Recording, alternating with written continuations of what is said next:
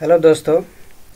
तो अब आप सीख चुके हैं कि हम टैली में किस तरह चीज़ें खरीदते हैं और किस तरह चीज़ें बेचते हैं। अब आपको जो सीखना है वो ये कि हम अपने सैलरी क्रेडिटर्स को किस तरह पेमेंट करते हैं। जिनसे हम चीज़ें खरीदते हैं उनको हमने पैसे भी देना होते हैं, तो वो पैसे हम उनको किस तरह देते हैं, उनकी उसकी जो एंट्री है वो टैली में किस तरह रिकॉर्ड होती है, आज हम वो सीखेंगे। तो टैली को ओपन कर दीजिए। तो इसमें हम पहले बैलेंस शीट देख लेते हैं। तो यहाँ पर दिखा रहा है कि हमें कैपिटल अमाउंट वाले को 10 लाख रुपए वापस करने हैं जो हमने उनसे लिए थे, यानी अपने बाप को।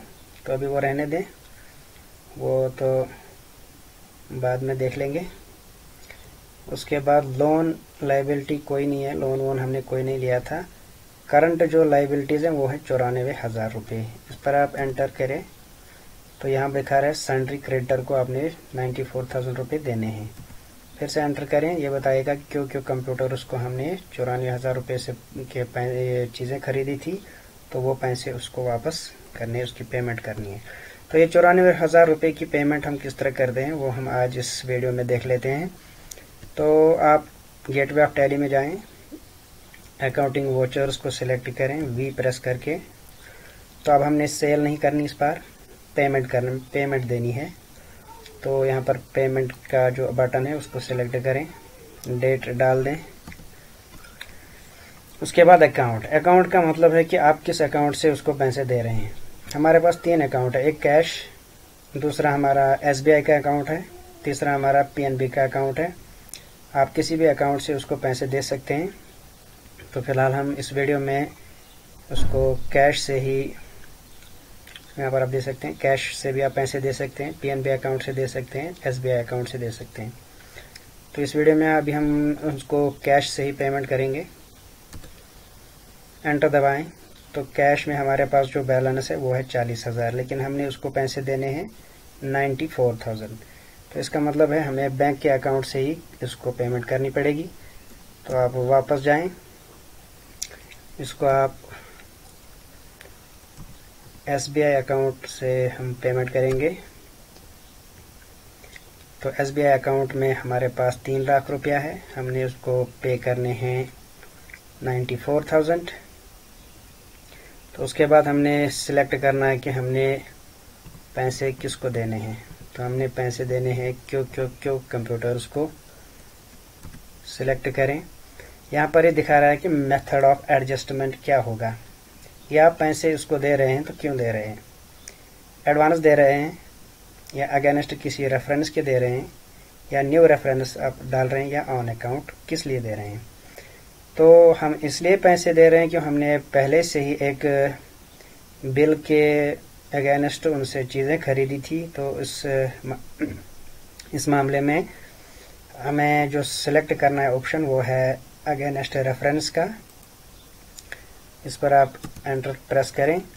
उसके बाद ये दिखाता है कि जो रेफरेंस अब पेंडिंग है, अगेंस्ट रेफरेंस, जितनी भी रेफरेंसेस पेंडिंग हैं इस क्यों मोबाइल के, क्यों कंप्यूटर्स के, वो सब यहाँ पर आपको दिखाई देंगी। लेकिन फ़िलहाल हमने एक ही बार में उनसे चीज़ें खरीदी हैं। वो था वोचर नंबर 1 2 3, जो 1 जनवरी 2015।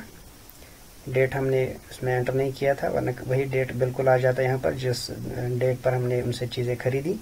तो 94,000 की हमने चीज़ें उनसे खरीदी थी। तो बिल्कुल यही पैसे हमने उनको देने हैं। तो आप एंटर कर दीजिए। तो यहाँ पर आएगा कि 1 2 3 जो वोचर था उसके पैसे हम दे रहे हैं। यहाँ पर अपने आप ही ये दिखाएगा कि आपने 94,000 पैसे उनको देने हैं।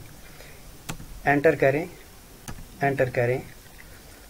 और कुछ देना है? बिल्कुल नहीं। फिर से एंटर करें। तो यहाँ आ गया क्यों मोबाइल, उनको 94,000 रुपये देने हैं। अब जो SBI अकाउंट है उसमें हमारे पास 2,06,000 रुपये रहते हैं। एंटर दबाएं। तो यहाँ पर चेक नंबर बता दीजिए आप। हाँ, हमने चेक से ही पेमेंट किया था इनको। चेक नंबर था 546566। और ये भी लिख लीजिए कि paid against reference number 1 2 3 to QQQ computers. और कोई डिटेल भरना चाहते हैं तो यहाँ पर आप भर सकते हैं। एंटर दबाएं। अब आपको ये एक्सेप्ट करना है। एक्सेप्ट हो गया। अब मैं आपको दिखाता हूँ कि इस एंट्री का असर, इसका इम्पैक्ट कहाँ पड़ गया। फिर से हम बैलेंस शीट चेक करेंगे। तो पिछली बार जब हम यहाँ पर आए थे तो यहाँ पर करंट लाइबिलिटीज़ में दिखा रहा था कि आपने 94,000 रुपये देने हैं, लेकिन इस वक्त हमने कुछ नहीं देना है, सिर्फ इन 10 लाख को छोड़ के।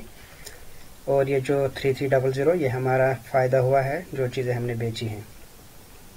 तो फिक्स्ड एसेट्स में हमारे पास 4,60,000, 4 लाख की गाड़ी, 8 लाख की कुर्सियाँ, 8,000 की कुर्सियाँ, 2,000 का टेबल और हमारे पास 50,000 का दुकान। करंट एसेट्स में हमारे पास मौजूद है 5,43,300 रुपीज़। इसकी डिटेल आप चेक करना चाहें तो एंटर दबा सकते हैं। इसमें क्लोजिंग स्टॉक इतने का है। सन्ट्री डेबिटर के पास हमारे 57,900 जो हमने अभी पैसे लिए नहीं। अगले वीडियो में हम देखेंगे कि ये जो हम रिसिप्ट करते हैं पैसे, जिन लोगों को हम चीज़ें बेचते हैं उनसे हम पैसे जब लेते हैं तो किस तरह लेते हैं, वो इसकी एंट्री कैसे होती है, वो अगले वीडियो हम देखेंगे। तो दोस्तों इस तरह से आपने देख लिया इस वीडियो में कि हम जब किसी से चीज़ें खरीदते हैं तो उनको पैसे की पेमेंट किस तरह करते हैं।